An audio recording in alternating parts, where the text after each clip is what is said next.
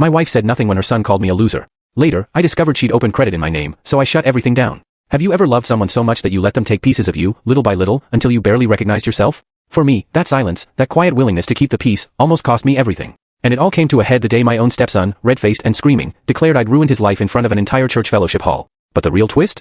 I was holding the evidence that proved he ruined his own. My name's Frank Delaney. I'm 59, born and raised in Fort Wayne, Indiana. South Side. My whole life, I've been a man who works with his hands, hauling freight for UPS, early mornings, night runs. The kind of work that leaves your hands dry and cracked, no matter how much lotion you slather on. I'm not flashy. Never have been.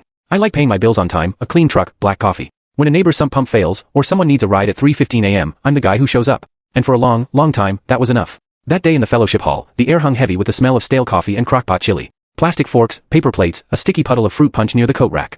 Outside, it was a biting February. Indiana winter, the kind of cold that chills you to the bone, makes you feel older than you are. Inside, old ceiling fans whirred faintly. And there he was, Tyler Vaughn, my 27-year-old stepson, about 12 feet away. Shoulders squared, jaw tight, looking like he wanted to fight. He's slender, with good hair and teeth. The kind of kid who'd heard potential his whole life and treated it like a steady paycheck. You don't get to act like you're the victim, he yelled, loud enough for everyone to hear. You took everything.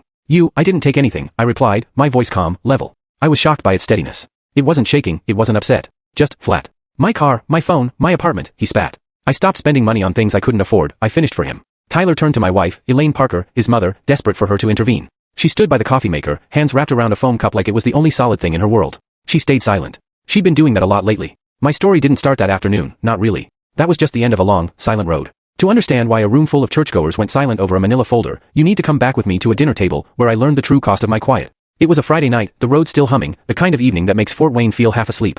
Elaine texted me after my run, Texas Roadhouse. 6:45, Tyler will be there. Please don't start anything. Don't start anything.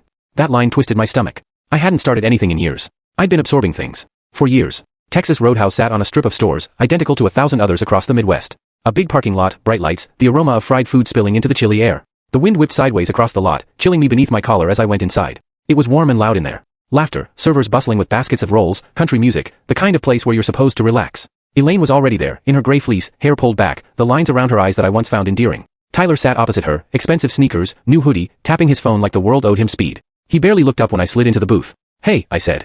Hey, Elaine replied, like she was checking a box. Tyler just grinned at his phone, scrolling. The server brought menus. I didn't need one. Sirloin, baked potato, side salad. Every time. Elaine ordered chicken critters. Tyler got something with extra bacon. Small talk started. Elaine asked about my route near Warsaw. Roads were slippery, I said. Tyler talked about some big online opportunity with a friend. Then Elaine asked, softly, did you hear from your dad this week, honey? Tyler visibly relaxed, as if he'd been waiting for it. Yeah, he said, loud enough for the next table. Dad's doing great. Got a new lease recently. Nice place. New girlfriend.